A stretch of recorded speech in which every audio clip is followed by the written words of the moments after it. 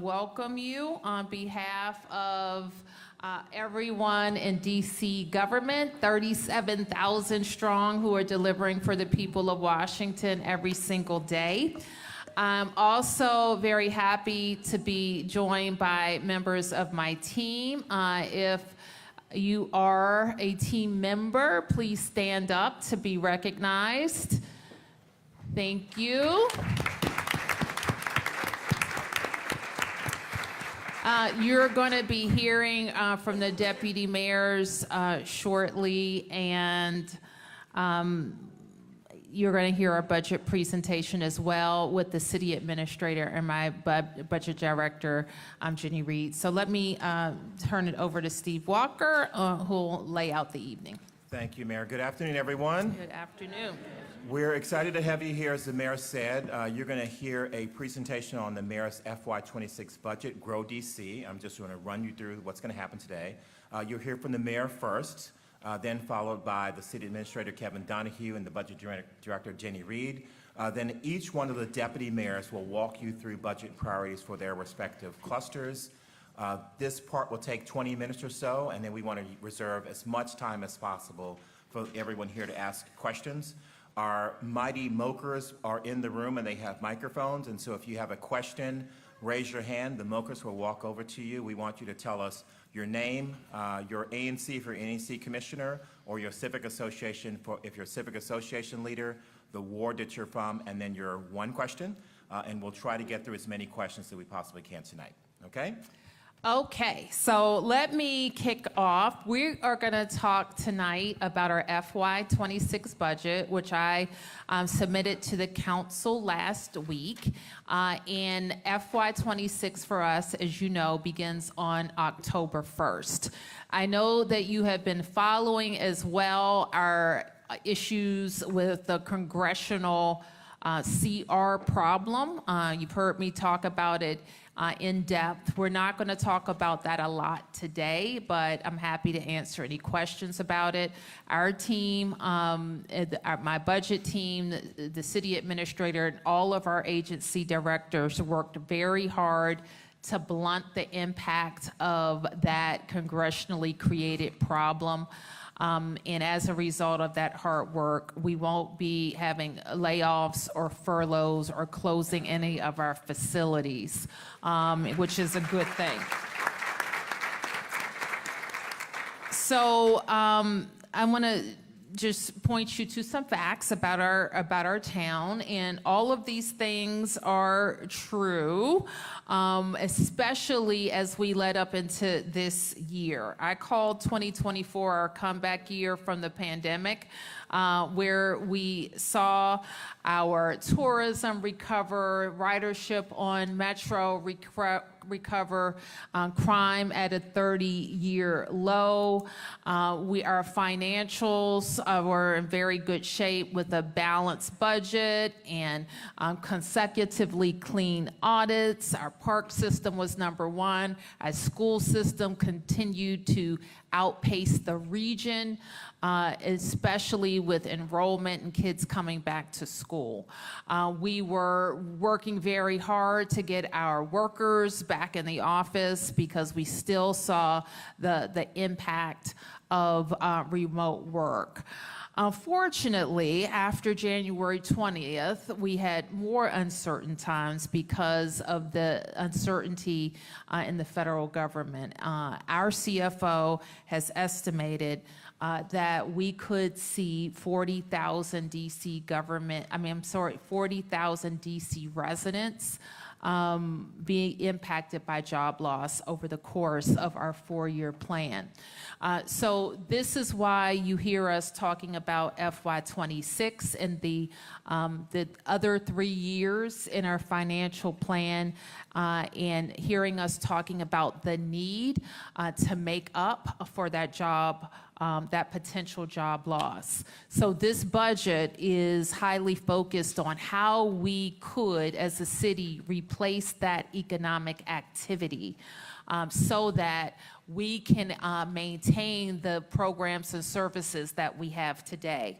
If we don't replace that economic activity, we will see that we have to adjust our programs and services or adjust revenues in another way, not growth, but through taxation.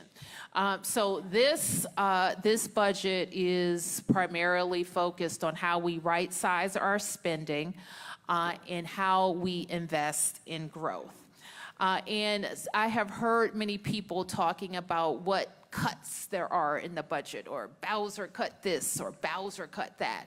But what they fail to say, also in the same sentence, is how we balance the budget.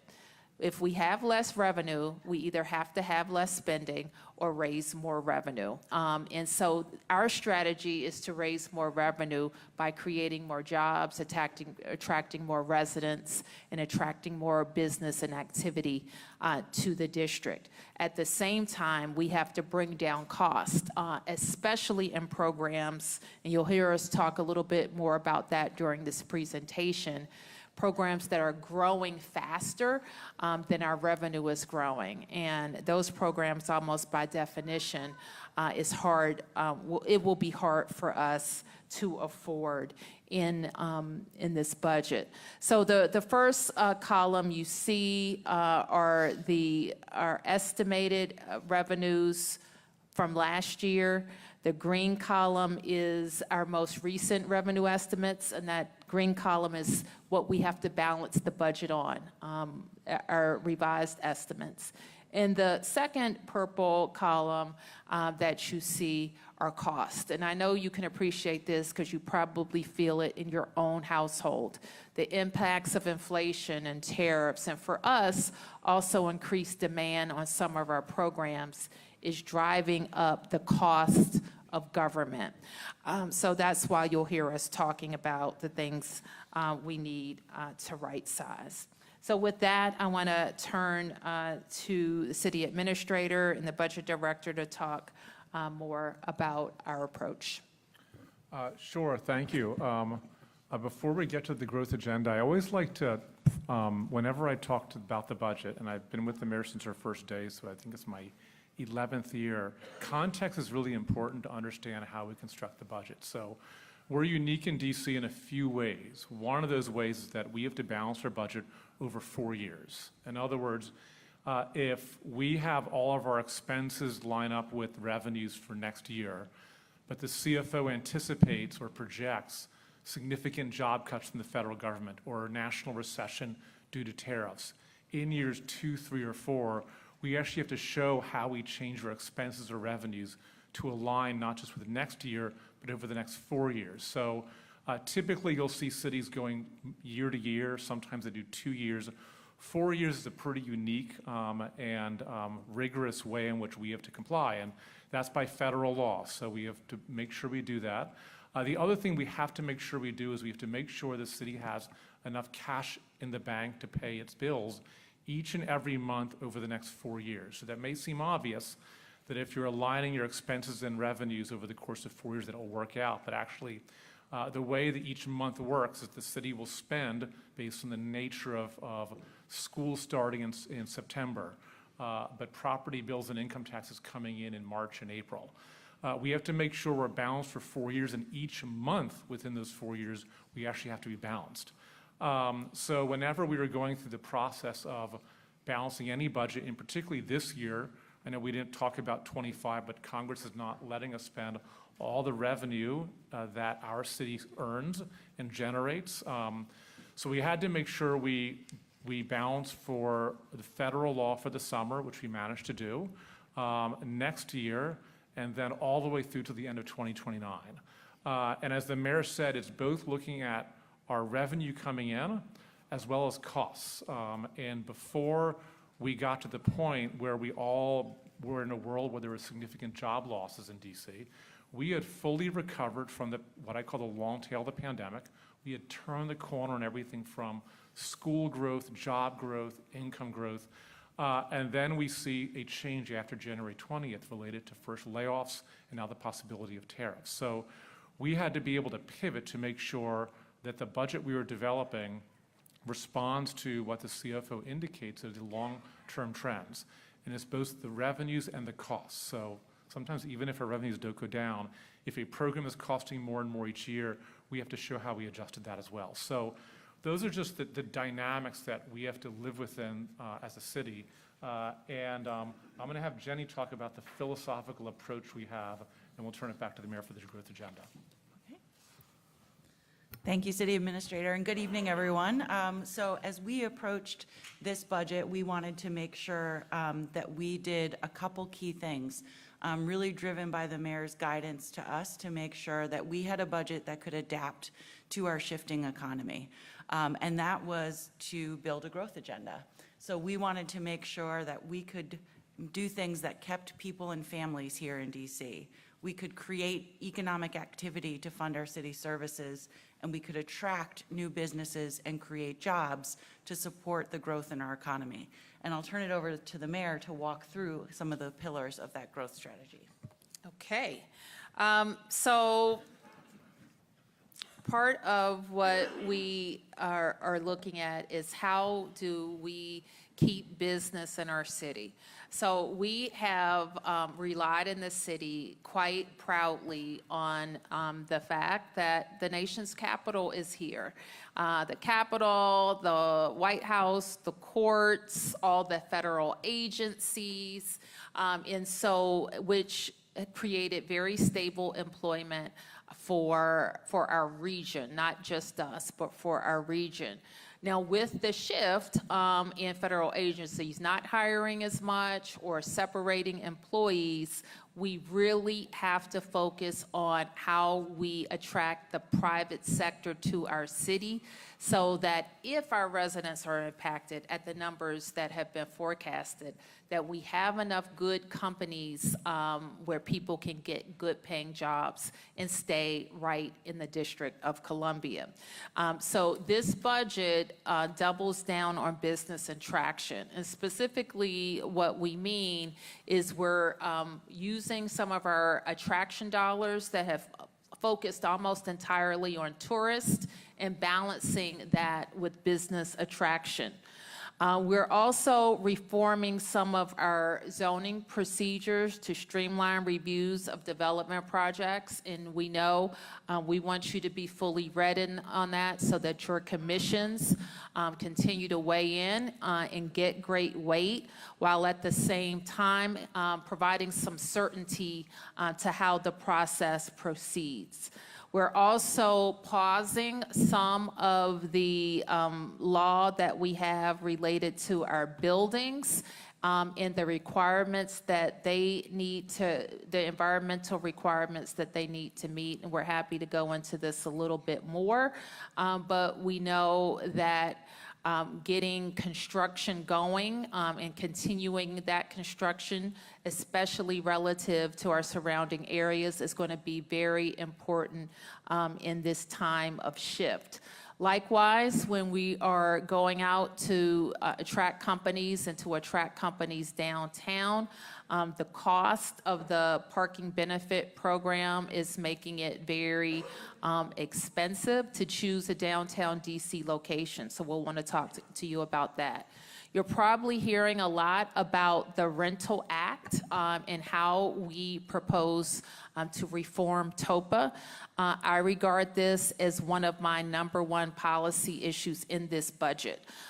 We have, in my entire time as mayor, and you'll see it in the progress report, shameless plug, but that we have focused on building affordable housing in the city, and we've done so at a clip greater than any jurisdiction per capita in the United States, and we've done it with consistency in our investments. So this budget will get us back to $100 million in supporting our Housing Production Trust Fund.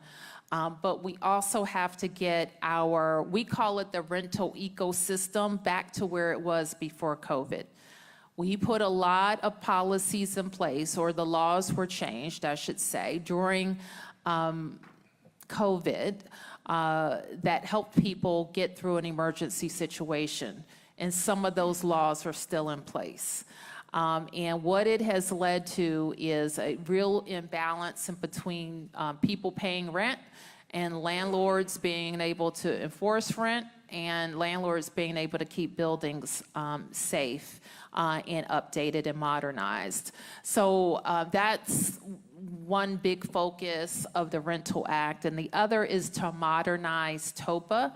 And to focus that, it's a tenant protection that's pretty unique to the district, and it covers all rental housing built after a certain date. And what our proposal is to exempt already market rate apartment units from TOPA and focus it on the affordable housing that it was meant to protect. We also are reducing a tax on employers, a payroll tax that the business community and the businesses that we're trying to recruit point to, and the universal paid leave tax.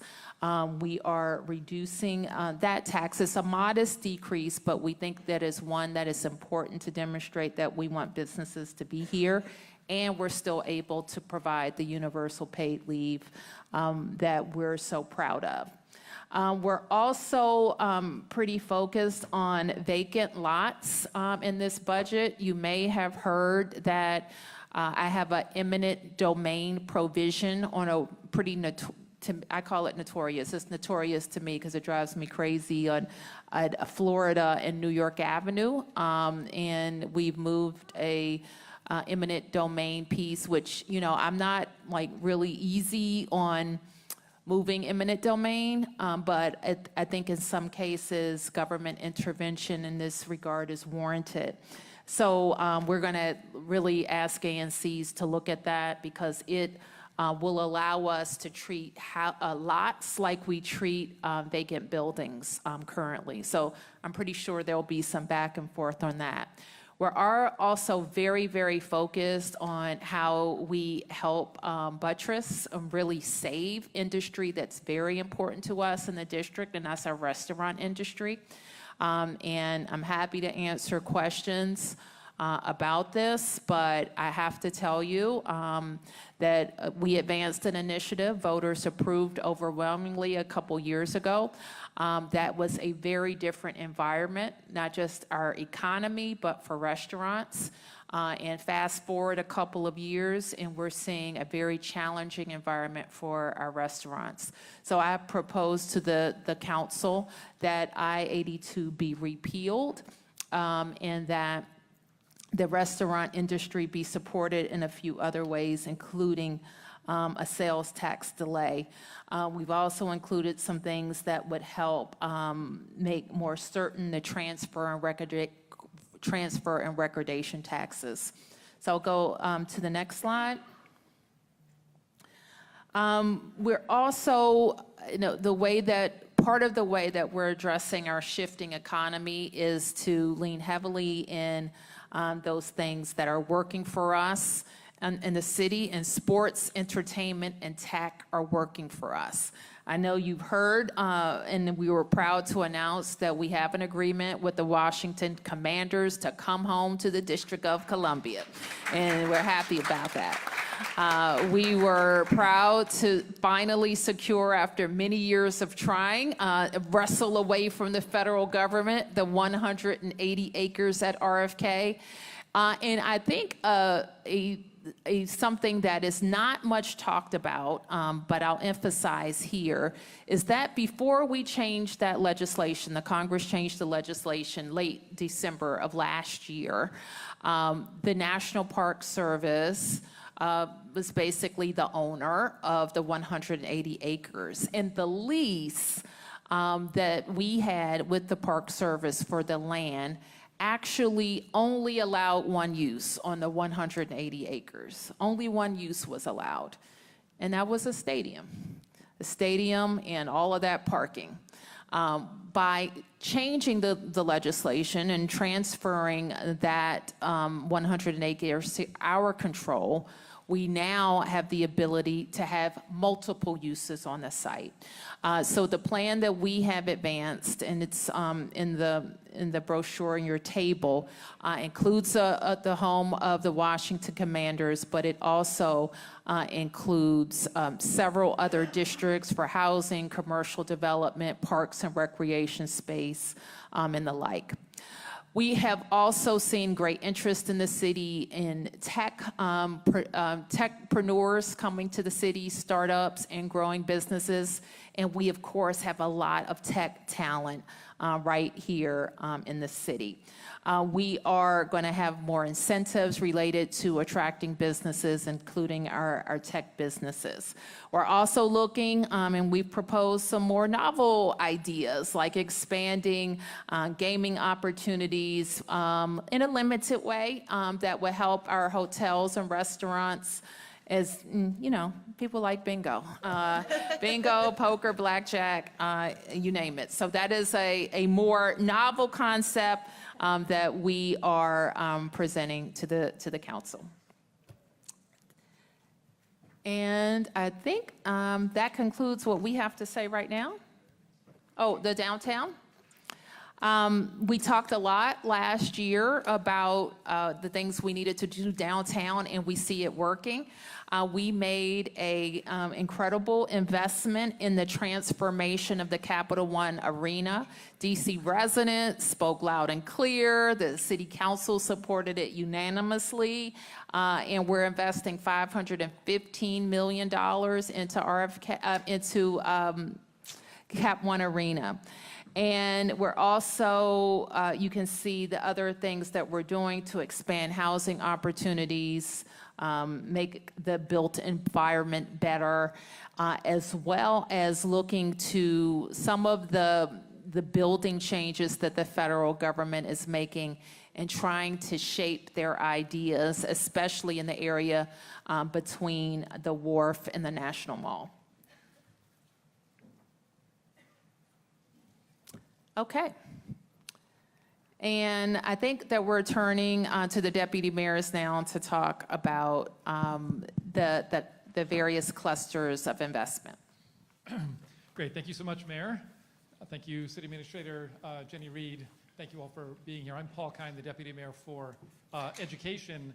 And I think I'm here just to share with you what we all know, that schools are really at the center and the heart of our city's resilience and the future of our city, which is why I am thrilled that the mayor has been able to propose investments into the school system that will invest in our ongoing success. And I see so many familiar faces here. You know how well we are doing as a city in terms of schools. We are the fastest improving urban school system in the country. We are the only jurisdiction that saw gains on literacy and math in the recent Nation's Report Card. Every single year, our public school enrollment continues to grow. Our graduation rates go up and up and up. Our attendance rates continue to climb, and parents continue, as I say, to vote with their feet, which is why in fiscal 26, it's important for us to take a look at what continuing investment in this success looks like.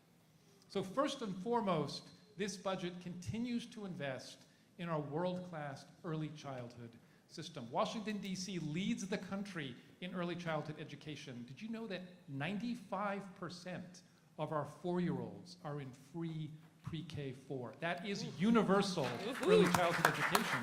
And we have fully funded the Pay Equity Fund for salaries for our educators, and we have fully funded the PKEEP program as well as our subsidy program.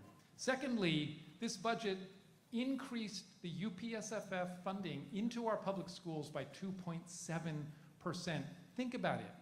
At a time when the overall city budget is going down, the mayor is proposing $123 million additional dollars into our public schools because of the success that we've seen. Much of that is also helping to support the most vital aspect of our schools, and that is our teachers and our teacher workforce. We've continued to raise salaries of our teachers, both in DCPS and in the charter sector. And finally, we've continued to invest in truly evidence-based strategies that are increasing student learning, including our high-impact tutoring, which is seeing a $3 million investment in this cycle. So thank you all so much for being here. Thank you for your advocacy. Thank you for your service. These are the kinds of investments that are vital to our city's future. Okay. Thank you, Deputy Mayor Kine. And while we're transitioning over to our next topic, which is public safety, I do want to take just a second to mention that all of the materials that you're seeing right now and more are available at budget.dc.gov. So you do not need to furiously write down everything you see on the slides. They're all there for your viewing pleasure later today. So now I'll turn it over to Deputy Mayor Appiah to talk us through our investments in a safe DC. Good evening, everybody. And so I want to open with a thank you, because truly one of the things that the mayor says, and which is true, is that safety is a partnership with all of us, and it really does take all of us. And so we're really grateful for your continued partnerships as ANCs and civic leaders, because together we continue to drive down crime. We're down 22% in violent crime today, but we're down 43% in violent crime since 2023. Which has really taken the work of all of us together. And so there are a lot of ways that we invest in, not only in driving down crime, but really in creating conditions in all of our neighborhoods where people can thrive. In PSJ, a lot of that looks like investing in our people, right? And so you'll see investments here in continuing to grow our workforce, which we're continuing to recruit. We want the best, we have the best, but we want to continue to be an environment where that's the case, and to really retain our really skilled employees. So you'll see here that there's an increase for MPD to continue hiring more officers. And then we're really excited about, you'll see a $1.3 million increase to raise the salary of our 911 and 311 call takers who work so hard. And to continue to retain all of the call takers and dispatchers that we have. And what that represents is that makes us the top in the country, literally, in call taker pay. And so we know that they're so critical in making sure that they answer the call and respond. So we're excited about that. Another thing in PSJ that we really invest in addition to our people, is we want to be efficient and effective. And so we are technology. And so thank you to all of you, because many of you have encouraged your constituents to register cameras through things like our camera rebate program, which we continue to invest in, but also in our real-time crime center that we opened last year that has really helped us to be able to drive down crime. And so you'll see we're continuing to invest in crime-fighting technology and equipment, and then also equipment for our firefighters, you know, the things that are critical, like our firefighting gear and our fleet, which is another $46 million in our fire EMS fleet, a replacement, which is replacement, of course, for ambulances and fire trucks and our fireboat, and for our MPD fleet. And so the other piece, which is really critical, like we said, is in addition to the investments we make in the clusters, it's in the partnerships that we have with all of you. And so while you don't see it up there, we continue to invest in Safe Passage, which I know is important to so many of you, in ensuring that we're able to get our kids to school safely. And also our Safe Commercial Corridor grants, which is another investment we make in partnership with our bids and our community development corporations to have things like community safety ambassadors and, of course, training and technology. And so all of those investments, we're really excited, because we know that what the mayor says continues to be true, that there really isn't anything more critical and more foundational to us as a government than making sure our people are safe. And so we're really committed to continuing to invest in our people and our technology and in our partnerships with you to help us to keep doing that. Thank you. Thank you, Deputy Mayor Appiah. And now we're going to turn to another topic that we know is near and dear to many of your hearts and very important to the mayor, which is making sure that we not only have a safe DC, but we have a clean DC. So I'm going to turn it over to Rachel Joseph, the Director of Sustainable Urban Infrastructure. Good evening, everyone. Just so you all are aware, the Safe Urban Infrastructure Cluster represents the Departments of Transportation, Public Works, and Energy and the Environment. So we are a newish small cluster that hears from all of you all of the time. So thank you for reaching out to us and telling us how we're doing. I'm not going to go through everything on this slide, but I am going to highlight 3 investments that we hear from you regularly about. The first is the mayor's investment of continued support for a program that we created in November to ensure that the entryways and accessways in and out of the city are continuously clean. It's our corridor initiative. We are continuing support for that. In the fiscal year, we've hired 80 temporary leaf employees on a more permanent basis, and they are helping us to sweep streets, clean trash, do landscaping, and making sure that the city overall continues to remain clean. In addition, we are continuing and expanding the extremely popular curbside composting program. So we are moving from initial pilot of 9,000 households across the city to 12,000 households across the city, and to support those households who are not eligible because they do not receive DPW trash collection, smaller buildings with 15 or more units in them. We do also have smart bins that are getting a lot of attention around the city, where you can drop off your compost, and you can also drop your compost off at the farmers markets. So we are continuing and expanding that program. And lastly, I hear from all of you a lot about our residential trash and recycling collection. We have experienced some delays recently due to staff call-outs and staff illness and weather.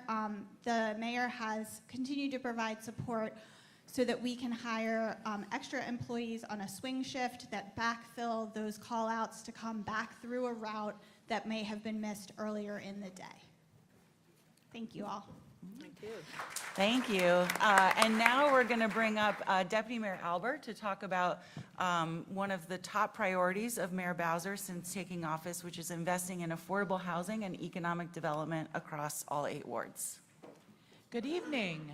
Good evening. Well, the mayor talked about economic development and the growth agenda, but a lot of people ask about what about our neighborhoods and the investments that we continue to want to see in housing. So the mayor announced earlier this month that she is proposing to restore HPTF at the $100 million level. And this is a major commitment, a renewed commitment to housing across the city.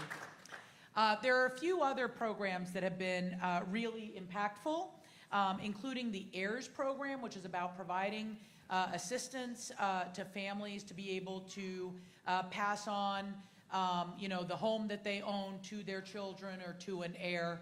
And we have had huge success in making sure that that wealth building among families that own property in DC allows that generational resident to stay in Washington. There's also the Home Purchase Assistance Program, which is HPAP, which is basically down payment assistance for individuals who are looking to buy their home for the first time. And that has been very popular, and we've reformed that program so it can be more efficient in the future.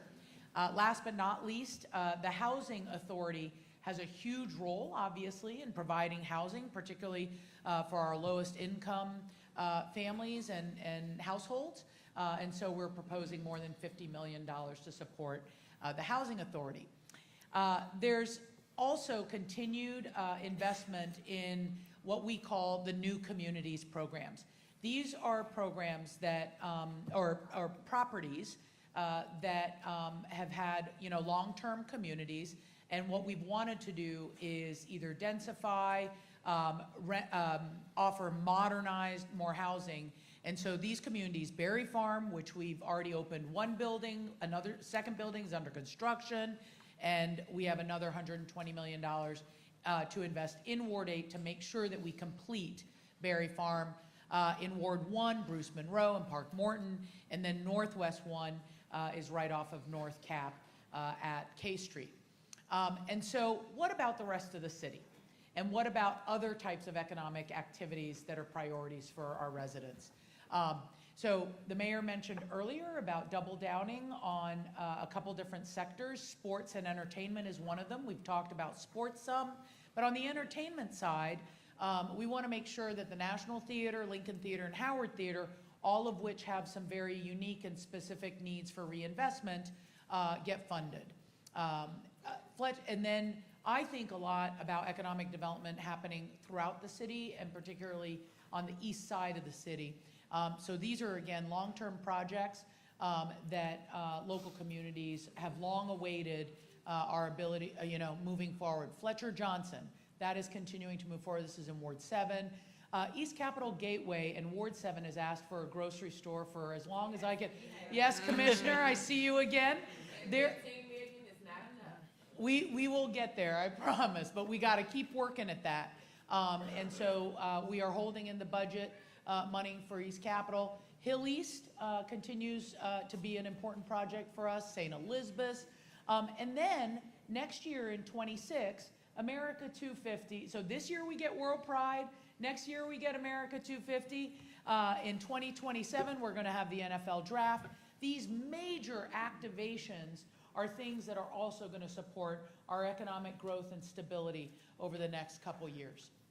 Last but not least, there continue to be commercial corridors that we want to plan and make sure that we have a vision for and can work toward, and so there's money set aside for that. And you've heard quite a bit probably about RFK Stadium already, but we need to build out the infrastructure at the site, and so we're proposing $202 million for that. So thank you, and I will invite Deputy Mayor Turnage. Kine. Yes. Actually, Deputy Mayor Kine is, He went no, first. He went first, okay. Sorry, Matt. No, that's okay. right. Deputy Mayor Turnage.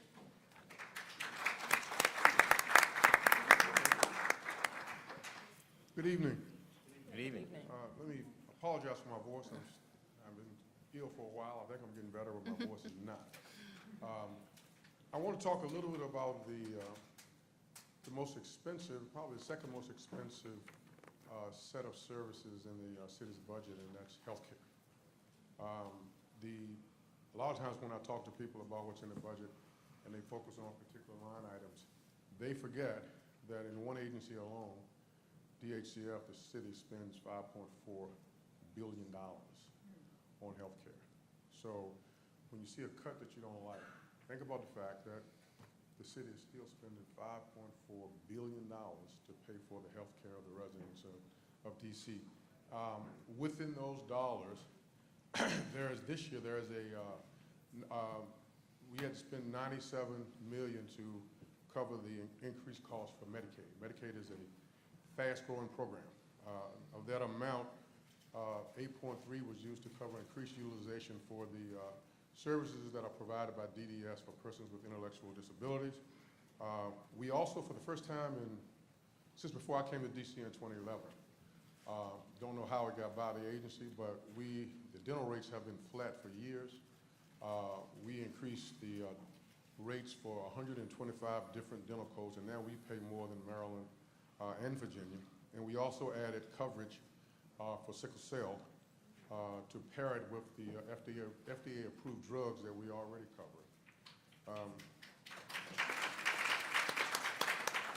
I also want to mention that there's soon there will be a new animal shelter that will debut.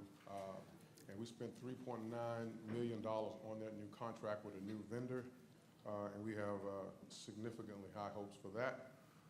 We continue to spend money on Safe at Home to allow persons who are elderly to age gracefully and safely at home with the types of adjustments their homes may need to ensure that they don't have problems with falls and other things that can be avoided.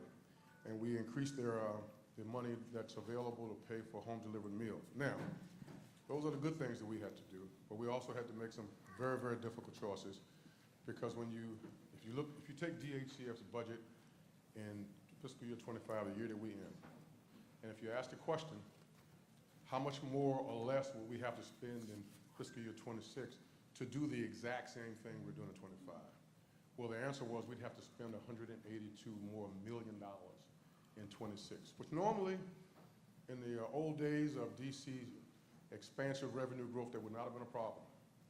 But this year, it's a problem because of the issues that the mayor outlined earlier. So we had to find a way to credibly and thoughtfully slow the growth in Medicaid.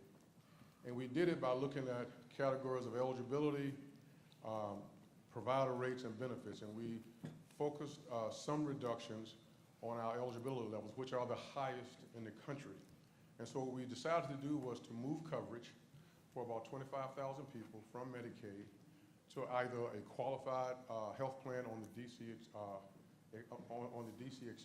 exchange, or a basic health plan. It's a federal program that Mila Kaufman and her team are presently designing that will look almost like Medicaid, not entirely have the same number of services, but it will have low to no premiums and very low cost sharing. And that program will serve 90% of the people whose coverage is being moved into another environment. The other 10% will be on the qualified health plan. So with those changes, we believe we have made a conscious effort to preserve health care in a time of very, very difficult tight revenues. Thank you. All right.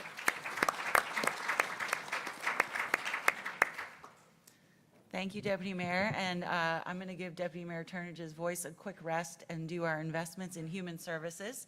So we have about $19 million invested in our continuum of care for our residents experiencing homelessness, including the continuation of 24/7 shelter availability. We have new investments in pathways for families to exit from short-term family housing, including to permanent supportive housing for about 156 families. And DC Flex, which is a 5-year program that provides a flexible amount of assistance to families who need affordable housing, and that'll help about 460 families. We're also continuing to provide different alternatives to assist families with exit and diversion from Virginia Williams.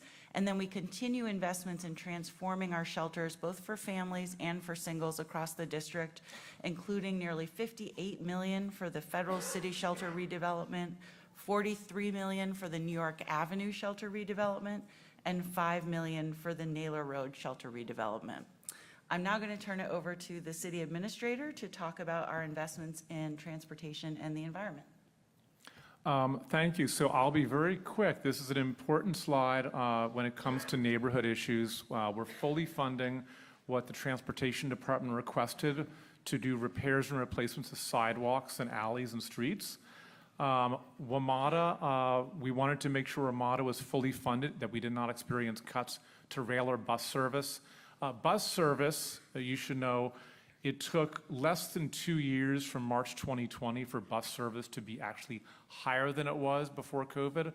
Rail service is still catching up, so we wanted to make sure we funded in the budget additional bus service and fully funded some of the adjustments that WMATA is making very, very soon around their bus network. And then the bridges that we have that are falling out of a state of good repair, we were fully funding the bridge replacement and repair that DDOT engineers believe they need to make sure all of the infrastructure that we use to travel around the city is in sound and good condition. The one note I'll make on what's the right side is the energy bills for everyone in DC over the past 5 years has gone up faster than all of our incomes or revenue has. The city's no exception to that. So we took efforts to make sure we're more efficient with how we use our buildings, that we set temperature points at points at which it consumes less energy, and we make adjustments to how we buy electricity to be able to be more efficient with your taxpayer dollars. And finally, I think on the next slide, which is going to stay with me, I'll just sort of highlight a couple of things on here. And this is sort of the making sure we have the investments needed to be able to continue, I call it some of the core underlying operations of government, that our contracting is fully funded, that our HR is fully funded, that our buildings that we have built stay in good condition, so fixing HVAC repair, particularly in schools and rec centers, making maintenance repairs for things that are broken. At the very bottom, and throughout this, there's also sacrifices we've had to ask of different programs and people. We had to slow down the rate of growth for city salaries in context of how much pressure programs were under. So we also made adjustments to the cost growth that we saw overall in city salaries. And that's just sort of some of the ways that we made sure to both carve out the ability to invest and recognize we had to pull back in certain areas. And I'll stop there. Thank you very much. So we're going to take the questions now. If you have a question, please raise your hand, and a member of the Mayor's Office of Community Relations and Services will come over to you with a microphone. While we're doing that, I'll remind you of what the Budget Director said. Budget.dc.gov has all of the slides that you saw today. It also has the ward-by-ward one-pagers that you can download. The Mayor mentioned the 10-year progress report. We've got some copies on your desk. You also have a postcard that's either on the back of your table number or on your table where you can download a copy of the report, so there's a QR code there. So we'll start with questions. Who has a question? Looks like table 4. If you can give us your name, your ANC, and what ward. Hi, I'm Commissioner Nigro, and I am from 2G06, right across the street from the Convention Center. So you mentioned economic activity. I appreciate, I think it's going to be great, and I hope it all works out. But I have been begging for 2 traffic enforcement cameras in my neighborhood for years, and I was told by DDOT, you know, it was going, everything was going to be okay, and then a couple weeks ago they said, we don't have any more money for it. But I'm like, these are revenue-generating cameras, and now they can't do it anymore. So that is my concern, that these basic needs are going to be cut, but yet we're going to have a stadium, which I'm pro-stadium, but why can't we get these basic needs? Well, I'm not sure, and then I'll ask any of my team if they're aware of a cut to traffic safety cameras. But what you'll find in this budget is an increase in the number of cameras in general, especially for public safety. Jenny, do you want to say a little bit more about what MPD has advanced? Sure. So we are not proposing any reductions to traffic or public safety cameras. So we'll have to circle back and find out what the issue is. As the mayor mentioned, we have expanded the number of cameras across the city, including a partnership with WMATA to put them on our buses to make sure that we can keep our bus lanes clear and make sure that people aren't parking in the bus lanes and holding them up. Right, and so we also, last year, we maintained the Real-Time Crime Center at MPD, which has been helpful in solving crime. So we're very pro-camera. I've asked especially for, you know, I do think we'll get to a concentration of cameras in some of our, where there's a lot of central business activity, and we'll continue to do that. And as for DDOT, like traffic cameras are not like on demand, okay? You don't call and they say, okay, we're gonna give you one, Commissioner. And we also don't base it on how much money they'll collect. They are pretty, they follow a very tested formula about if a traffic camera will improve safety. And that's how we make those decisions. Thank you. Let's go over here to table 6. We're going to try to alternate sides of the room. Hi, Mayor Bowser. This is Jeremy Sherman. I'm ANC 1A04 in Columbia Heights. My question is also about economic development, and this might be for Deputy Mayor Albert as well. In the slides, you mentioned you want to double down on business attraction strategies and incentives, and also do citywide retail incentives and revitalize commercial corridors in all 8 wards. And I'd love if you can elaborate on that. I understand the importance of investment downtown, but other major commercial corridors like Columbia Heights need investment desperately to recruit businesses, to retain businesses. So these can also be engines of revenue outside of downtown. So what can be done? And I did see that the Main Streets program might be getting a $1 million cut as well. So if you can speak to how that might impact some of the other neighborhoods that don't have like a bid or other types of entities that support those types of economic development. Sure. Well, one of the big things for Ward 1 in Columbia Heights, and I didn't highlight it, but it was on one of the screens, is reversing what has happened with vending, okay? The council's move, and I have to be very direct about this because Councilmember Nadeau was a big proponent of decriminalizing vending enforcement, which has been devastating to Columbia Heights. And so we have in our Budget Support Act included a repeal, I think that's a repeal of vending decrim. And we have to do it because there have been some very brazen vendors that approach our inspectors who are not law enforcement and they have not been able to fully enforce the law. So I really want to start there because Columbia Heights is kind of the ground zero for that activity. That has made it very hard for us to attract retail. There are other strategies that we have around retail that I think have impacted Columbia Heights as it relates to being able to enforce retail theft. And I'm very grateful that the council moved on that last year with Safe DC or Secure DC. And I think that is helpful. Additionally, our Great Streets programs continue to be funded. I'll ask the deputy mayor to speak to Main Streets. I'm not remembering a cut there because usually the council funds Main Streets and we don't do it from our end. So let me turn to Deputy Mayor Albert to talk a little bit more about Ward 1 specifically, but other commercial corridors that I put in the established corridors category. So I don't believe that Main Street's budget has been cut. And also a lot of the grants that DEMPED manages, Great Streets, locally made, neighborhood prosperity, like all of that is staying, is continued to be funded at an appropriate level. We are going to be, there's going to be a combination of things going on this year. Which is some stabilization of existing businesses to make sure that as consumer confidence and just people kind of hanging on to their money a little bit more than they normally would under a growing circumstance, that we have some funds for that. But we also want to continue to support new and emerging businesses. The real thing that I want to talk about is that the mayor has proposed repealing Initiative 82. That's a direct response to what's happening in the restaurant industry. But for the retail industry, what we are going to be looking at, because post-COVID, retail has changed so significantly.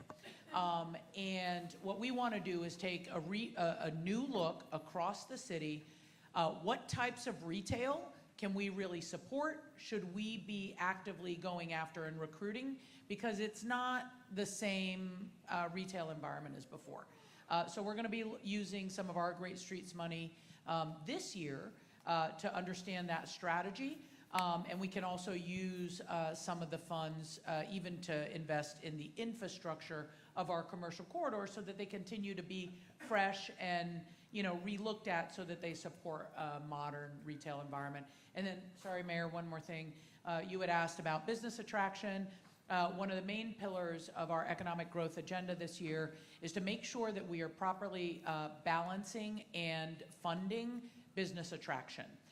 Because we are going to have to replace these federal government jobs. So we're talking about more money being put towards marketing. It has to be targeted marketing to attract the types of businesses that will employ people and that are a good fit for the city. And then also the business development staff and resources and incentives to make sure that we can get businesses to really think about DC as the right place to be.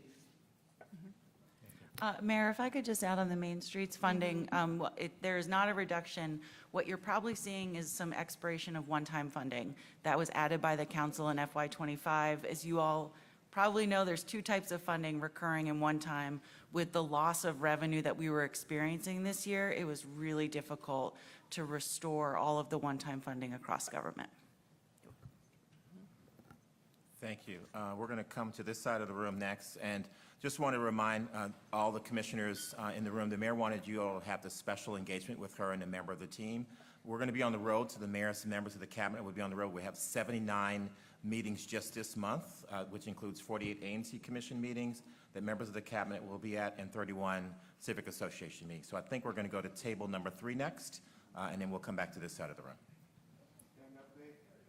If you can stand your name and your ANC or Civic Association. Sure. My name is Michelle Bokiran-Urban of Ward 2. I'm chair of District Bridges, the Board of District Bridges, and I'm also managing general partner of the Synergos Fund. So thank you, Mayor and Deputy Mayor Albert, for all the conversations we've been having in the past weeks.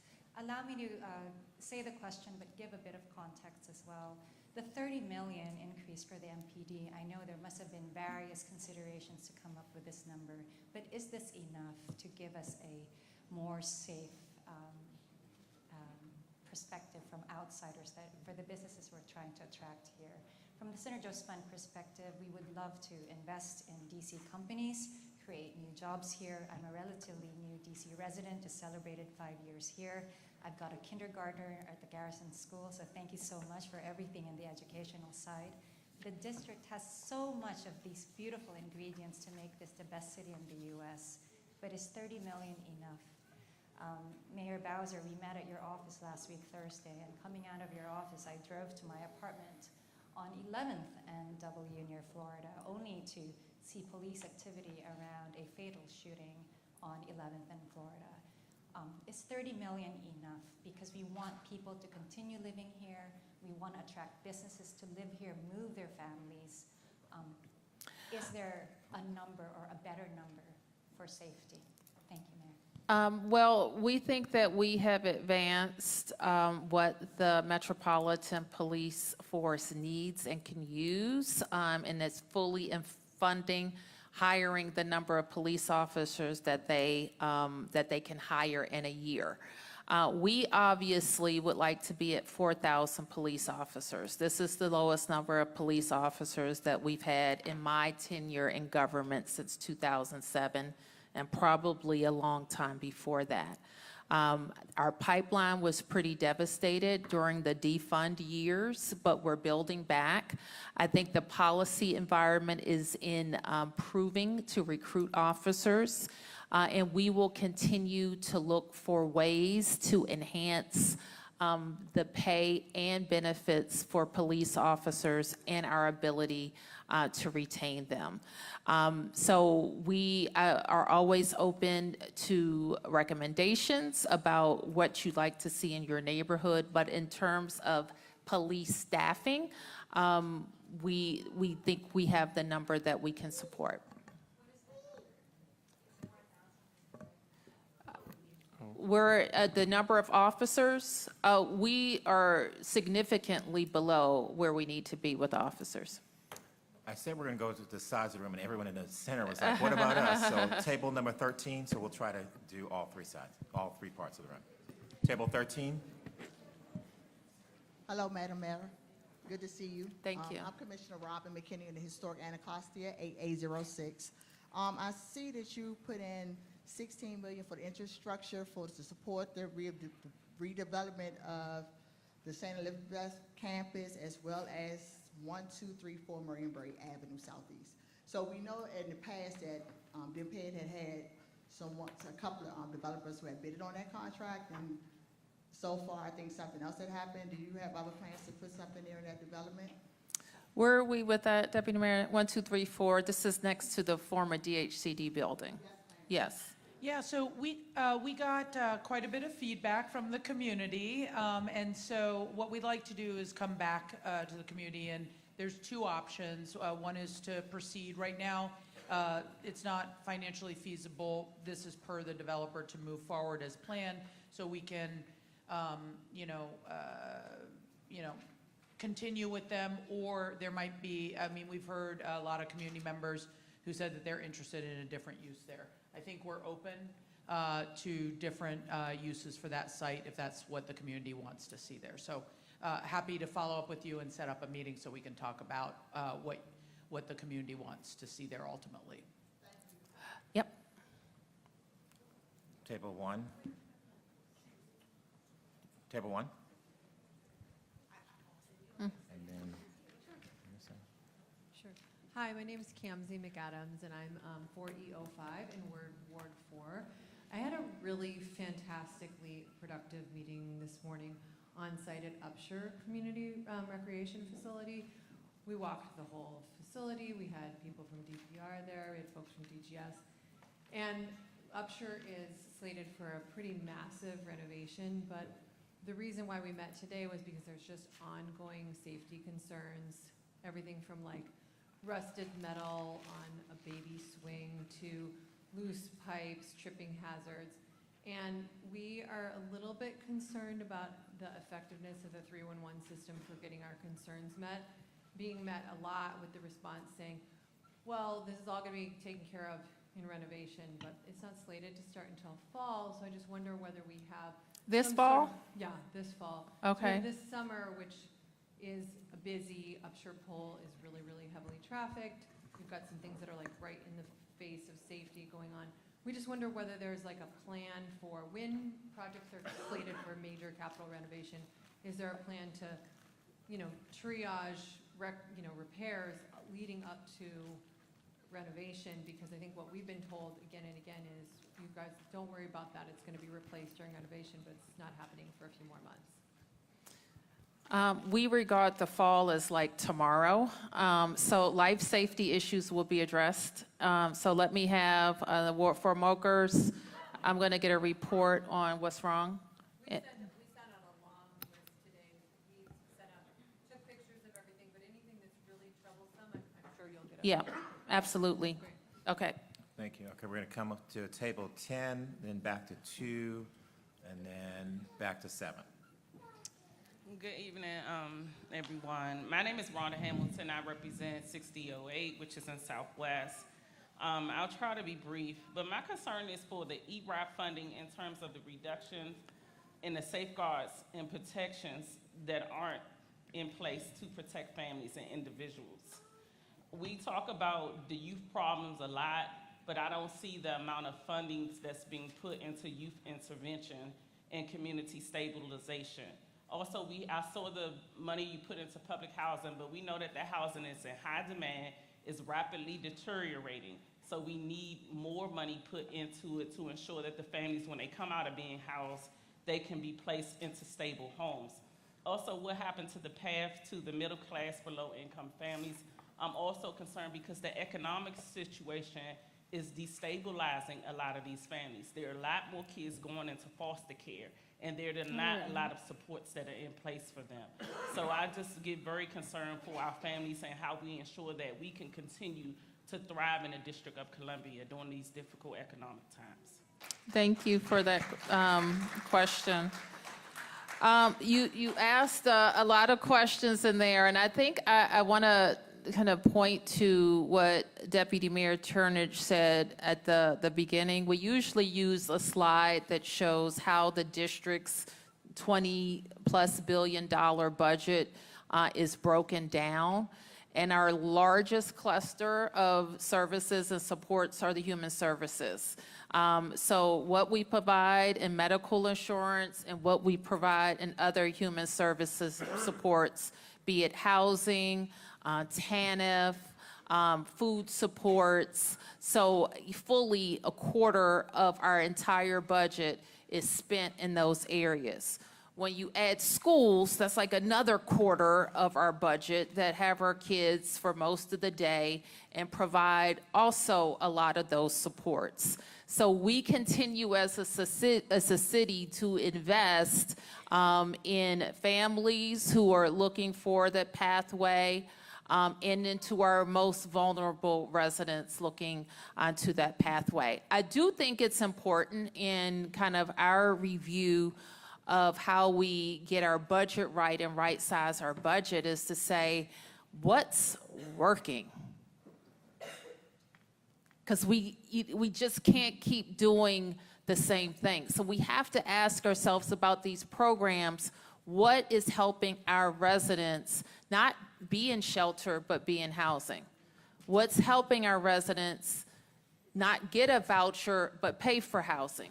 What's helping our residents not like go to job training that doesn't turn into a good paying job? And so those are some of the questions that we're trying to ask. Now, you specifically asked about ERAP, and I want to be clear about something because I hear a lot of testimony about ERAP, and what I hear is that people want to go to ERAP so that they can better afford housing, okay? ERAP is not an affordable housing program. is an emergency rental assistance program, and those are two different things. So for people who need income supports or another housing type, we have to move them to a different program. ERAP is for a family that can pay their rent and ran into an emergency 1 month or 2 months and couldn't pay, and they need some help to get current. That's what ERAP is for. Our ERAP program before the pandemic was $6 million. Yes. After the pandemic, it ballooned to $40 million. Okay, so we went from a city with people employed and paying their rent to a city with people employed who stopped paying their rent. And it's because of some of the policies that we had to put in place for the pandemic. But it can't be a program that persists at that level because the delta of people not paying their rent, ERAP can't solve. Okay, so that's why we're moving the Rental Act to keep more of those, the policies that were for the pandemic have to evolve. And if we need new policies around affordability, we need to focus on those programs that work. So we don't advocate for any change to the amount that's available for ERAP. We do advocate for policies that make sure that it's being used in the intended way. And so that's what we're staying focused on with that. Now, as it relates to the Housing Authority and its funding, Jenny Reed represents us on the board for the Housing Authority, and she brought to me some very specific insights about how the Housing Authority has surplus funds available for repairs. So in this year, we don't think we need any additional repair funds because the Housing Authority can at least spend through the surplus that they have. And we think that's going to be very important. The last thing I'll mention is we have a program in our Human Services Department that is meant to help people who receive benefits of some kind not have a disincentive to continue on their training and work journey. So it is basically an off-ramp to those benefits. In other words, we don't want you improving your income to mean you lose housing assistance or you lose child care assistance. So this is a ramp off for many families that we think is working that will allow them to circle through our housing programs and allow other people to join our housing programs. This is a pipeline, it's meant to be a pipeline. If people don't cycle through it, then the next family who has an emergency or needs housing help, those programs won't be available. So those are some of the things that we have emphasized in this budget, and we're happy to come out to communities and talk more about them. Thank you. We're going to try to make another loop around the room. So in this order, table 2, table 7, table 4, and back to 5, and table 1 and table 9. Okay. Good evening. My name is Stephanie Campbell. I'm the Executive Director for the Congress Heights Community Training and Development Corporation. First, I want to say thank you, Mayor, for no layoffs, for fighting for our city. That is huge. The question that I have is, are there specific allocations for job training programs that align with the future economy? For example, tech, healthcare, and green jobs. One of the things that you said were working in your previous slide, along with sports entertainment, was tech. And so organization like ours, we train returning citizens and DC residents, specifically in Ward 7 and 8, for the jobs that are flowing with the economy. So we want to see, are there allocations for that? Tech job trainings and also healthcare trainings, especially with our new hospital, Cedar Hill in Ward 8. We want to be able to train them for those lower level jobs to funnel into those. Okay, are you already doing job training? Absolutely. Okay, with some of our grant funds? Yes. Okay, so the question I'll have for you is, what are you doing with what you have, right? And if we need to repurpose that to our growth agenda. And then what we want to do is see how we can enhance it especially for our effective organizations, how we want to enhance it. Now, I gotta say, for the ones who aren't effective, we don't want to do business with them anymore, okay? And we have some of them. I didn't say you were. I didn't say you were. I figured since you stood up, you are one of the effective ones. But you know what I mean in this workforce space. And so this is what I mean. And this is why I started the Infrastructure Academy. Don't get me on my soapbox with these workforce programs.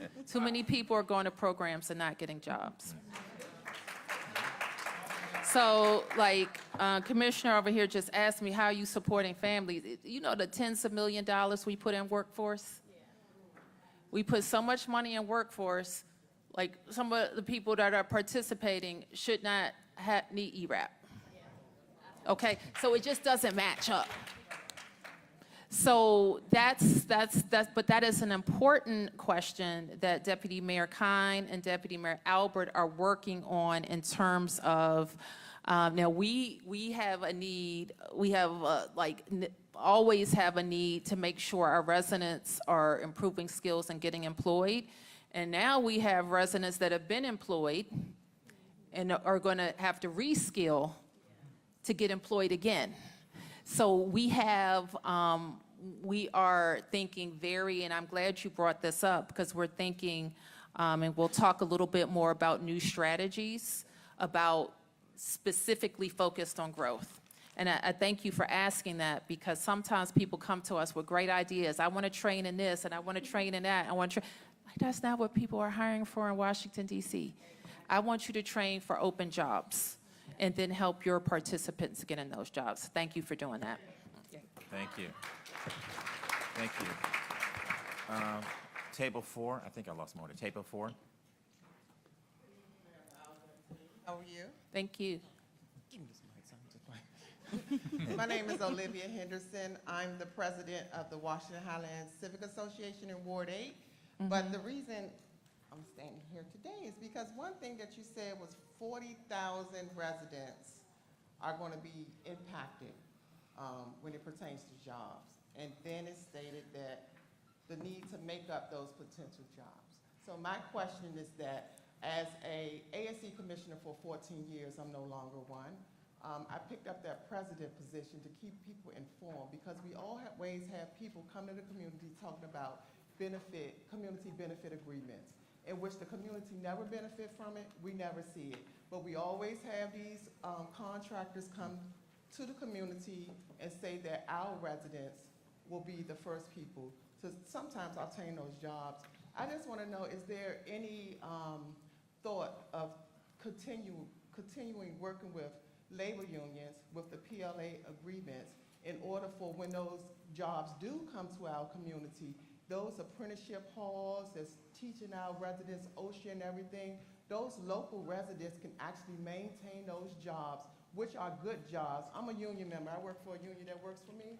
However, good pay, good benefits, 401, pension, them can be those residents that think poverty is forever when it's not. Right. And we can bring them out of that. So Right. I think that would be a great relationship. Thank you. Well, we appreciate that. And we are pleased to advance in our RFK proposal a PLA that will especially impact the trades in Liuna and your colleagues in Liuna.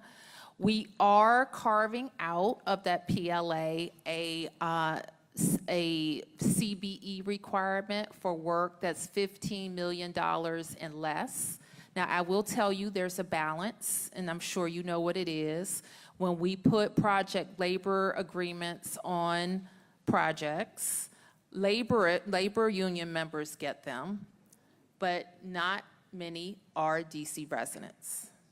Okay, so that's a problem, and I'm looking for ways that Liuna and others can increase their membership in DC. So the next time we have a big project, and I say it's a PLA on it, I can say it's labor, it's a union job, and it's going to have a lot of DC residents. Like right now, we can't say that. So that's why I think it's important to carve out some of the work, some of the 1.1 billion, or in work with the team on their 2.7 billion to make sure it's labor and DC residents that are on the job. But we appreciate, and we worked very hard with LIUNA on the Frederick Douglass Memorial Bridge, which is currently our largest infrastructure project. And when RFK is done, that will be our largest infrastructure project. So thank you for spreading that word. Great, thank you. Table 5 was next. Good evening. My name is Tom Donahue, Commissioner for 8A01. Talking about Medicaid, how many will be removed from Medicaid? And for those being switched to the new federal program, what sort of differences are there in what services will people be without who do participate in the switch? Well, Deputy Mayor mentioned already that we believe that about 25,000 would be shifted to a HBX program, either on the private market or a new basic plan that's being developed. We have in the budget a kind of ramp up of 6 months, right? 3 months, where we'll work, not only develop that plan, but educate anybody who could be impacted by that shift, so they have time to make the shift. And the way we see it now, because it's still in development, we don't know exactly the differences, but my expectation is that people's out-of-pocket expenses wouldn't change that much. So either it would be low or no premium, and the co-pays would also be minimal. We do think we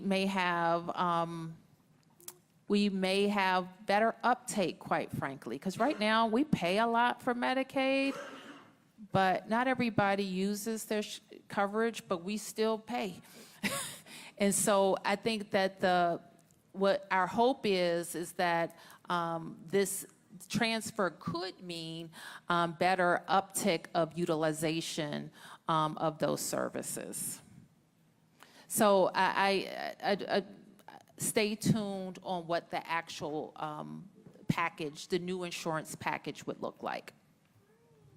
Thank you. Just a couple more. I think there was someone at table 1. Table 1. Hi, I'm Allison Brooks. I'm a former ANC commissioner and president of the South Manor Neighborhood Association. And my question revolves around our youth. And so I know we're focused on FY26, but summer vacation begins in a couple of weeks, and I'd like to know what we're going to be doing with regard to funding to keep our kids busy, because when, idle hands find trouble. And so how does the budget address that for FY26, but also what are some of the things we're doing in FY25? It's a good question. So one of the hardest budget feats that I've ever been part of is we had this congressional interference in our budget that was not letting us spend our own money. And ultimately, Congress didn't fix it. So we had to figure out how to do it this year that reflected and complied with federal law and didn't break the government or break the city. A big part of that was making sure we would protect all the investments that we had for summer. So SYEP, summer school, the DPR late night hype activities, the DPR programs. And it wasn't easy, but the biggest victory in this budget is that none of that got touched over the course of the summer. So we have the ability to follow through with our commitments to kids. If they signed up for a program, if they are expecting something from us, we're able to follow through on that. The out-of-school time grants haven't decreased either. So we've been able to protect and preserve what we have to make sure that we keep kids safe and busy. The area that we have already started to expand beyond what we put in the budget is some of the work that DPR does, particularly in the evenings on weekends, to be able to activate kids. We had an event that was organized, I think, in about 6 hours to be able to safely activate Banneker Field We are looking to see how we can make sure the late-night hypes are successful and that they go throughout the summer as frequently as possible. And we'll still look for opportunities to be able to turn those modest investments with big effect up as we go through the summer. Great, thank you. Last couple, 9 and then 6. And then we can stay around for other conversation. Good evening, Mayor Bowser. My name is Tripti Patel. I'm the chairperson of ANC2A. And so my question to you is, why are you not respecting the will of the voters on Initiative 82? I am DC's longest serving elected official. That is a tipped worker. And believe it or not, I actually waited on Deputy Mayor Nina Albert when she threw a going away event for one of her staffers. She probably doesn't remember me, but I was the server that took care of you. And at no point did you ever look at me or ask me what I was getting paid when you put a tip against that bill. No one's asking me how much my hourly rate is. I'm still making more than enough money. Initiative 82 has worked for me and my team. I had to break it to a staff of 64 today, that the council, and very sarcastically, in its inherent wisdom, decided to pause the next tipped worker pay raise.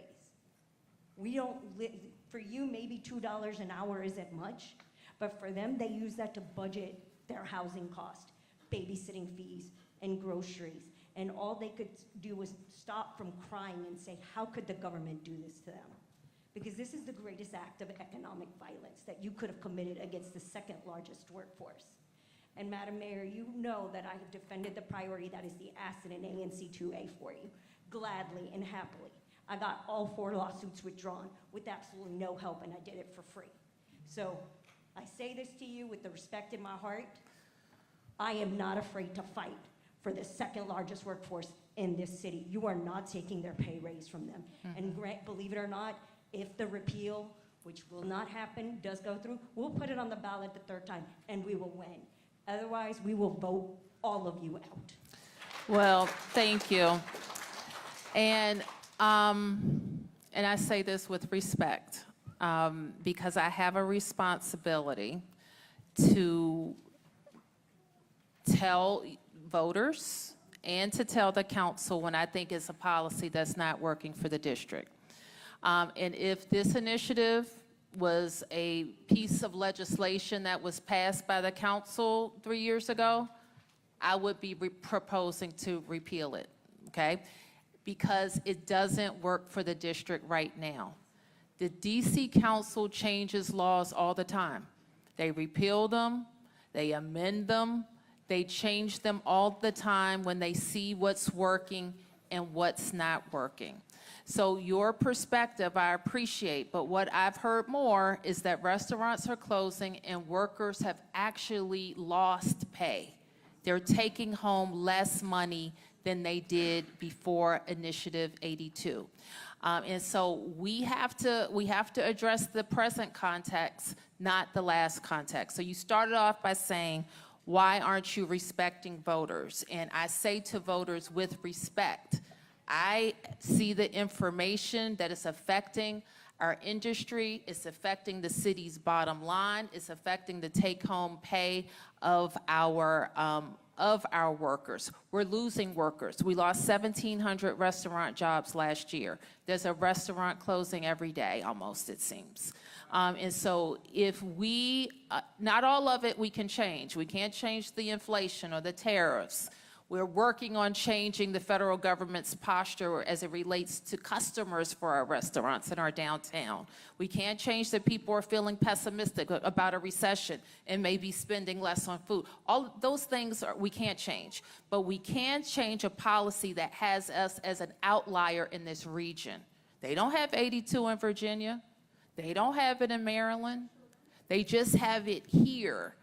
That's affecting the competitiveness of our restaurants.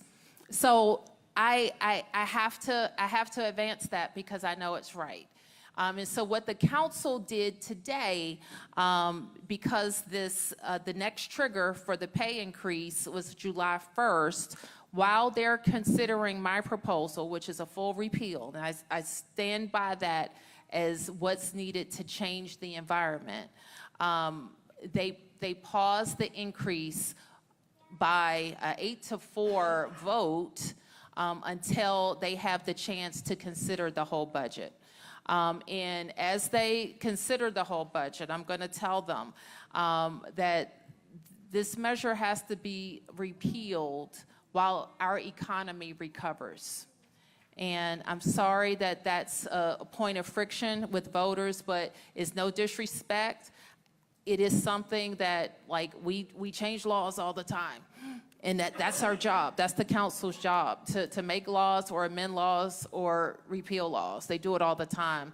This is an initiative which makes it a more direct appeal to voters, but my argument wouldn't be any different. Thank you. Table 6.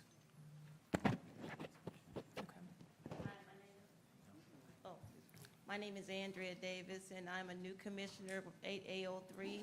And you say you want to grow DC. I am in Ward 8, and I would like to speak about, how my residents feel. They feel that we have been neglected, and we are the dumping ground over in Ward 8. In particular, we have seen like all of the drug addicts and dealers are congregated in our community, and we are being neglected. We have over 10 third-party providers under Department of Behavioral Health, but nothing is getting better in our community. And you spoke about you don't want to do business with organizations who aren't producing. So my question is, who is looking into these agencies and what they're doing for those addicts in the community? Because as far as I'm concerned, all I'm seeing is them billing Medicaid, but nothing is getting better in our community, and they're not servicing the downtrodden people in the community. And the children are being significantly affected because all they see is drug addicts. They're walking over prostitutes in the morning time, drug dealers, drug addicts laid out. They're smoking crack all out in the open. So we're tired of being ignored, and we're tired of being the dumping ground. And we would like to see some money come over to our area and start focusing on the public safety and growing Ward 8 to be included in your Grow DC budget. We're tired. Okay, and I want to address, what area are you talking about, ma'am? Martin Luther King, Good Hope Road? No, Minnesota Avenue. Okay. Right directly across from Boone Elementary School. We're the Fairlawn community. We're the forgotten people. Okay. I want to address that, and I want to particularly understand if we have an agency. It sounds like we may have an agency that's servicing people with substance misuse issues. We're going to look into that. We spent a lot of time on what's now Marion Barry Avenue on one of our long-standing methadone clinics to try to come up with solutions. I will not say that we have all the answers right now, but we are very committed to working on it. One way that we want to approach it is to thin out the population of people served. So if and I'm just going to pull out a number, if they're currently serving 100, we want to work on how we can reduce their patient load to maybe serve 75 or 50 and have another location. In other parts of the city where we do have these services but have fewer problems related to these services, we think that the population served, the patient population is not as large.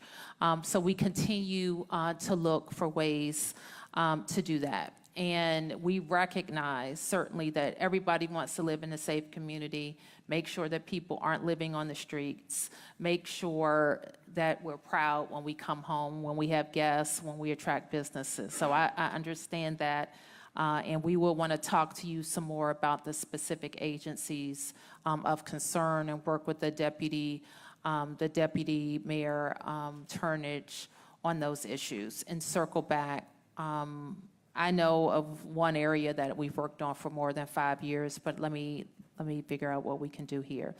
I also wanted to add, I forgot to say this, that I am in constant communication with a lot of the addicts, and they have shared with me that the third-party providers aren't really doing what they're supposed to be doing. They're coming into the community, signing them up, and paying them to stay on their roster. That is why we're not getting any services in our community. It continues to get worse. Well, that's fraud. Okay. And whoever can look into it. Well, we will look into it, and I appreciate that. Good evening, Mayor. She's right, and you're right. One of the challenges that we have in behavioral health. Mike. Closer. Just have it closer to your mouth. One of the challenges we have in behavioral health is we have a lot of mom and pop operations that do exactly what you described. They pay beneficiaries to come for services so they can bill Medicaid. They don't provide the service, and the beneficiary gets worse. The challenge we have, and I would love for you to come to my office and I can sit down and show you the process that we have in place to identify fraudulent providers. And we work with DBH to start a decertification list. We've already had, I think, 5 or 6, 7 providers decertified. One of the challenges we have is the process for adjudicating fraud requires cooperation with oftentimes the U.S. Attorney and the Office of the Inspector General. We will tell them, provider A is committing fraud. We have found that they are paying people to come to them, they're not providing services, and we want to decertify them in their Medicaid agreement. And they will say, we agree with you, but the challenge we have is we're trying to build a case. So we are preventing you from moving forward and decertifying them or freezing their payments. So we have to sit there, and the fraud continues, and only when the U.S. Attorney tells us, okay, now you can decertify that employee, that provider, can we do it? So I spoke at a meeting that the OIG attended 3 or 4 weeks ago, and I told them this is a real problem, that we have a significant minority of behavioral health providers that are stealing from the government, and they are not providing services. And so I said, look, I'm going to talk to my boss and see if there's something we can do to put pressure on you to let us, once we identify fraud, to immediately stop their payment. But in the meantime, DBH has identified and decertified probably 10 or 15 providers, and we have a ways to go. So you're correct, the mayor's correct, and it's a problem that's difficult to resolve, but I think we can get there. Can we report this to Elon Musk? Can we get him Well, it is a serious issue in the Medicaid and some other insurance programs. But I do want to say this, Commissioner, because I don't want to leave you or anybody else with the impression that Ward 8 is forgotten, especially now that you're without a council member, but that will change in July. And I do want to call your attention to the most work that has been done in Ward 8 in various neighborhoods in Ward 8. And please check out the report because it talks about our commitment to open the hospital. It talks about over $1 billion of investment in Congress Heights. It talks about bringing government agencies like DGS, like the Department of Health, like DHCD to Ward 7 and 8 that we hope will spur other development. We have spent more, and one of our most effective economic development grants has been the Food Access Fund, which has allowed us to open more food serving establishments in Ward 8 than we have ever seen. So while we have a lot of making up to do, I think the government does, we have been able to make huge, huge investments in Ward 8, and we're going to keep doing that. Thank you. Thank you. Table number 3. Okay, so these are going to have to be our last 2 guys, and then we'll be around for some questions. Yep, 3. Table 3.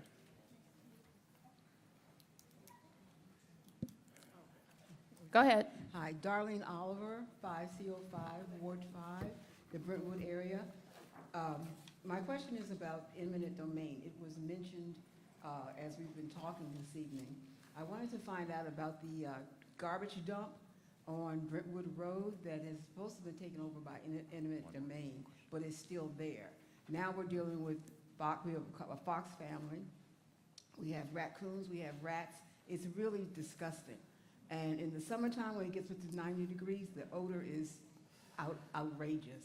I wanted to find out, when is this place going to be closed down? The short answer is we are in the process of constructing a new trash transfer station. And as soon as that one is completed, we'd be able to follow through in the eminent domain for the facility you mentioned.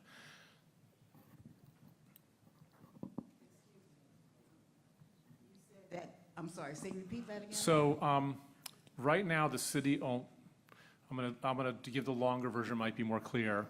So we have only 2 trash transfer facilities in the district. Okay. One at Fort Totten and one at Brentwood Road. Right. The one in Brentwood is privately owned, and you're correct that we began eminent domain proceedings against that some years ago. We had a third one that suffered from a fire and burned down. That was city-owned, that we are rebuilding. So we want to be able to wait until we finish rebuilding the one that burned down, because we don't want to be left with only one trash transfer facility in DC. So that construction project will last about 2 years. Now, if there are issues that we have to address right now, we'll make sure we address the issues and work with those owners. But we were going to act to close that down. But when one of our city-owned facilities burned down, we would have, had we followed through at that time, we would have only been left with one trash transfer facility, and that would have left us vulnerable.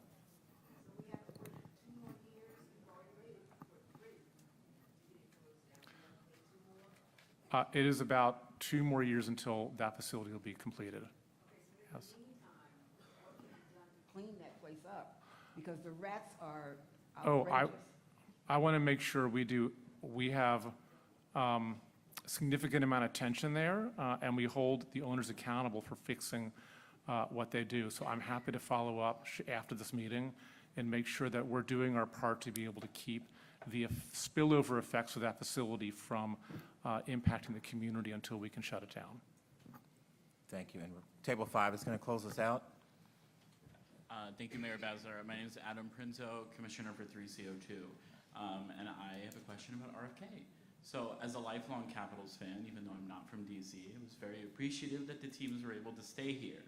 I've seen a lot of people on the fence about RFK, so can you tell us a bit about, we're spending a lot of money on it, what we'll get in return, and how you see that and what your vision is moving forward, not just the stadium, but everything else that you have for that campus. Okay. I don't know if we have a slide that shows the map, but I want to be able to display what our vision is. It's 180 acres. It's in, if you have one of these books on your table, it's in here. And it's also in the back, we'll pull it. It's 180 acres. The stadium will comprise about 16 acres, and we will have the Plaza District, which is our entertainment district, the Riverfront District, Kingman Park District, which will mostly be housing, Recreation District. We will have our Sportsplex, and the Anacostia Commons is a riparian area that will forever be a green area. We are going to be delivering the economic development analysis, which I don't have off the top of my head, but I'll turn to Kevin to talk a little bit more, or Deputy Mayor Albert, about the taxes or return. Bottom line, however, is this is our fastest and best way to get this 180 acres started, with a $2.7 billion private investment. The city will support the project with $1.1 billion, $500 million of which will go to the horizontal development of the stadium. Another chunk, I'm going to get about a little bit under $400 million will support parking.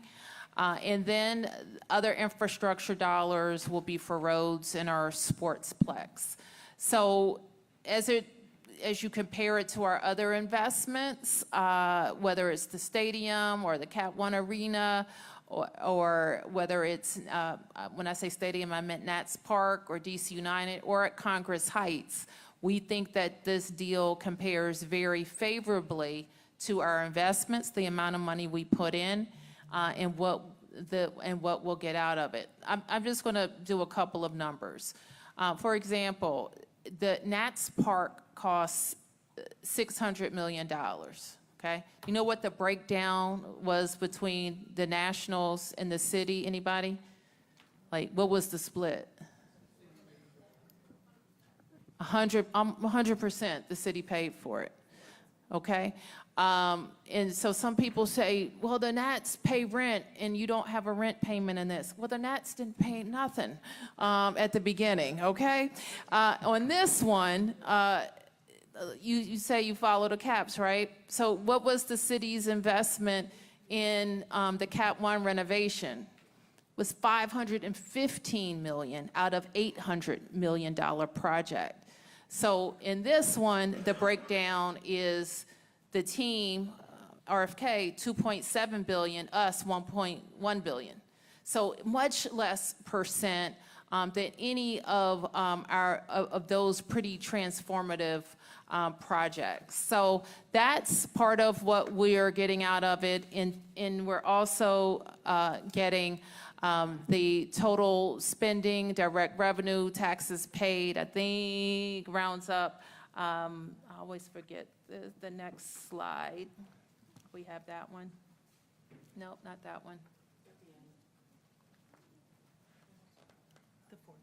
Yeah, it's $4 billion, but we have a really nice slide that shows how we build up to it that will show. So why you shouldn't be on the fence, okay? This is our team and they're coming home. And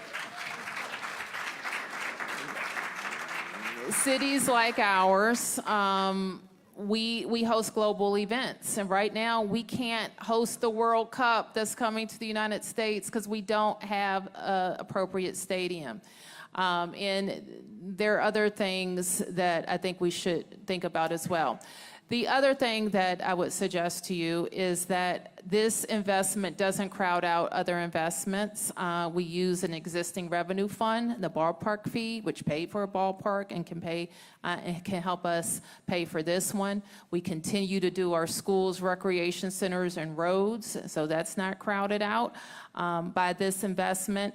And it brings with it a private partner that is pretty substantial in the league. But the time is now. So for those who think we can dawdle and not make a decision or kick the can down the road, trust me, you would feel pretty bad if there was an announcement that the team was going to stay in Maryland or Virginia. So the time is now. We can't dawdle. Yeah. Oh, fabulous. Why don't you? Actually, just today, we've been, people are very interested in the economic return of an investment like this. And so we just put on our website today, it's rfk.dc.gov, our full economic impact analysis. So the slide that you just saw was kind of a snapshot.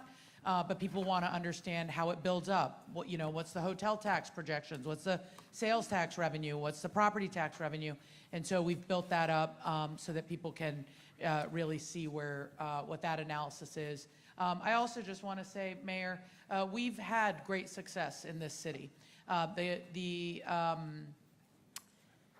ballpark bonds just got paid off 10 years early. Because we've done well with the ballpark, that $600 million. And then the wharf, it's both. Yeah, and then the wharf just announced recently that it's